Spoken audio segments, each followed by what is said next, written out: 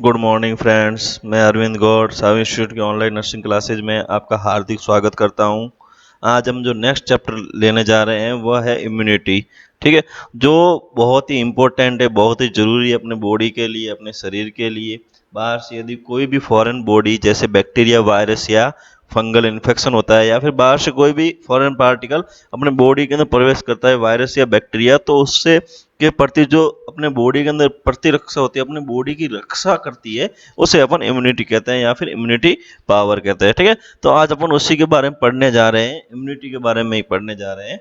ठीक है, तो सबसे पहले चलते हैं कि इम्यूनिटी की डेफिनेशन। इम्यूनिटी डेफिनेशन क्या होती है? ठीक है, तो शरीर की रोग उत्पन्न करने वाले कारकों अर्थात एंटीजन को पहचानने तथा नष्ट करने की क्षमता ही रोग प्रतिरोधकता कहलाती है। ठीक है, मतलब अपने शरीर के अंदर बाहर से कोई फॉरेन बॉडीज या फॉरेन पार्टिकल अपने शरीर के अंदर एंटर करता है, तो उन फॉरेन पार्टिकल, बैक्टीरिया, वायरस को पहचान कर उनको जो मारती है, किल करती है, उसे ही अपन क्या कहते हैं? इम्यूनिटी कहते हैं। ठीक है, दूसरे शब्दों में अपन देखें तो रोग प्रतिरोधक वह क्षमता है जो व्यक्ति को विभिन्न संक्रामक बीमारी से बचाती है। ठीक है, अपने शरीर के अंदर वह शक्ति है या वह क्षमता है जो बाहर से आने वाले रोगों को या संक्रामक बीमारियों को अपने शरीर को बचाती है, शरीर को प्रिवेंट करके रखती है। बाहर से कोई भी बैक्टीरिया, वायरस आ रहा है तो उसको किल करती है, उसको मारती है। जैसे आज के टाइम में अभी चल रहा है कोरोना वायरस, तो कोरोना वायरस का क्या उपचार बताया गया है कि इम्यूनिटी ही कोरोना वायरस का उपचार है या फिर बचाव है। ठीक है, तो जिसकी इम्यूनिटी पावर ज्यादा होगी उसको कोरोना वायरस नहीं होगा। वो क्या करेगा? जैसे ही कोरोना वायरस बॉडी के अंदर जाएगा तो इम्यूनिटी पावर उसको पहचान के और मार देगी, किल कर देगी। ठीक है, आगे इम्यूनिटी पावर को दो भागों में बांटा गया है। एक तो है ह्यूमरल इम्यूनिटी और दूसरा है सेल्यूलर इम्यूनिटी। ठीक है, ह्यूमरल इम्यूनिटी और सेल्यूलर इम्यूनिटी। सबसे पहले अपन जानते हैं ह्यूमरल इम्यूनिटी क्या होती है। ठीक है, तो इस प्रकार की रोग प्रतिरोधकता एंटीबॉडीज के उत्पादक पर आधारित रहती है तथा बी लिम्फोसाइट द्वारा उत्पन्न की जाती है। बी लिम्फोसाइट एंटीबॉडीज का निर्माण करते हैं जो कि रक्त एवं शरीर के अन्य तरलों में घुलते रहते हैं तथा शरीर को एंटीजन से सुरक्षा करते हैं। ठीक है, तो अपने बॉडी के अंदर दो प्रकार के लिम्फोसाइट पाए जाते हैं। पहला जो होता है वह बी लिम्फोसाइट और दूसरा जो होता है वह टी लिम्फोसाइट होता है। इसके बारे में आपने एनाटॉमी फिजियोलॉजी में डिटेल में पढ़ा हुआ है कि बी लिम्फोसाइट या टी लिम्फोसाइट क्या होता है। ठीक है, तो अपने शरीर के अंदर जो बी लिम्फोसाइट होती है वह शरीर के ब्लड के अंदर जाकर या फिर अदर शरीर के बॉडी के फ्लूइड के अंदर जाकर एक एंटीबॉडीज का निर्माण करती है, जो क्या करते हैं? फॉरेन बॉडी से आने वाले पार्टिकल्स को क्या करती है? मारती है, अपने शरीर की सुरक्षा करती है एंटीबॉडीज बनाकर। ठीक है, दूसरा है सेल्यूलर। सेल्यूलर का मतलब क्या है? कोशिकीय रोग प्रतिरोधकता। मतलब इस प्रकार की रोग प्रतिरोधकता टी लिम्फोसाइट द्वारा उत्पन्न होती है। हालांकि ह्यूमरल रोग प्रतिरोधकता काफी प्रभावी है तो शरीर के अधिकांश संक्रामक बीमारियों से सुरक्षा करती है, फिर भी यह कुछ संक्रामक बीमारियों जैसे टीबी, कुष्ठ रोग आदि के रोगाणुओं को नष्ट नहीं कर पाती है।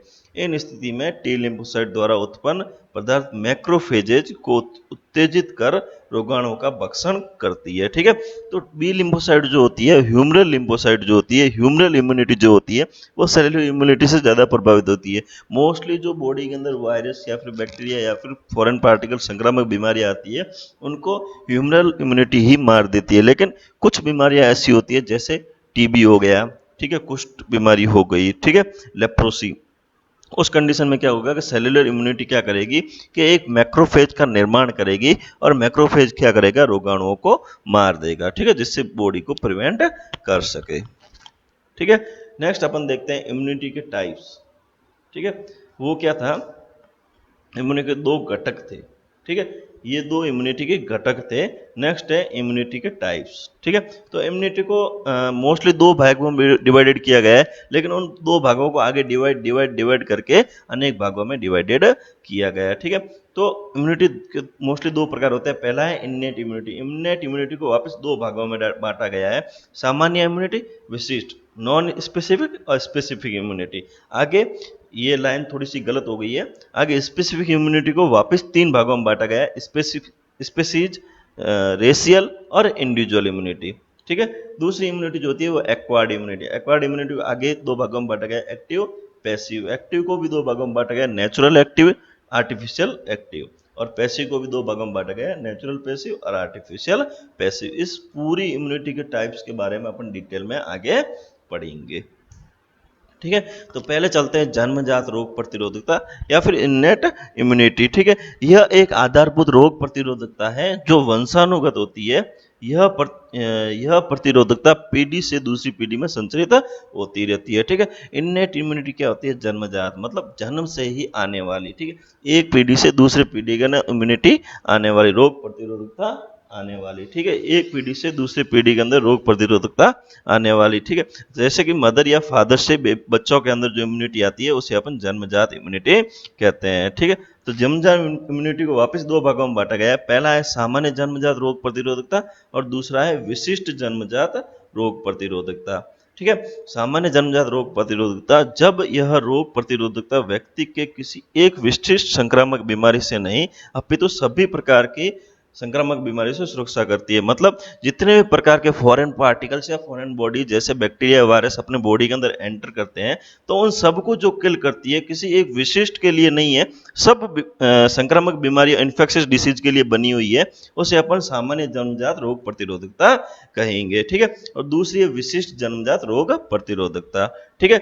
यह भी आनुवांशिकता से मिलती है, मदर फादर से बेबी के अंदर मिलती है, लेकिन ये क्या होती है, किसी विशिष्ट बीमारी जो होती है, विशिष्ट डिसीज जो होती है, उसके लिए जो अपने बॉडी के अंदर प्रतिरोधकता दिखाती है, ठीक है। जैसे कि पोलियो के लिए अपन जो है अलग से पोलियो का 2 बूंद दिया जाता है, ठीक है। मीजल्स के लिए MMR का अपन टीका लगवाते हैं, ठीक है। तो इस प्रकार कोई विशिष्ट बीमारी के बचाव के लिए ही यह इम्यूनिटी होती है, ठीक है। विशिष्ट इम्यूनिटी को वापस आगे 3 भागों में डिवाइडेड किया गया है। पहली जो है वह है वर्गीय रोग प्रतिरोधकता। वर्गीय रोग प्रतिरोधकता क्या है? एक वर्ग के सभी सदस्यों में कुछ विशेष डिसीज के विरुद्ध पाई जाने वाली जन्मजात रोग प्रतिरोधकता। किसी एक विशिष्ट वर्ग की जो डिसीज होती है, किसी एक विशिष्ट वर्ग का जो वायरस या फिर बैक्टीरिया होता है, तो उसके प्रति जो प्रतिरोधकता करती है, जो इम्यूनिटी पावर दिखाती है, उसे अपन वर्गीय रोग प्रतिरोधकता कहते हैं, ठीक है। दूसरी है प्रजातीय रोग प्रतिरोधकता। एक ही वर्ग की कुछ विशिष्ट प्रजाति, ठीक है। एक ही वर्ग होता है लेकिन उसके अंदर कुछ विशिष्ट कुछ प्रजाति ऐसी होती है जिनके विरुद्ध जो है यह इम्यूनिटी पावर दिखाता है, ठीक है।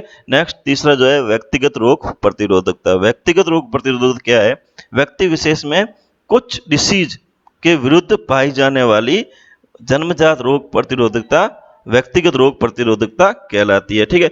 यहाँ पर जो है ये डिसीज होगा, थोड़ा सा गलत टाइप हो गया है, ठीक है। यहां पर जो ये लिखा हुआ है ये डिसीज है,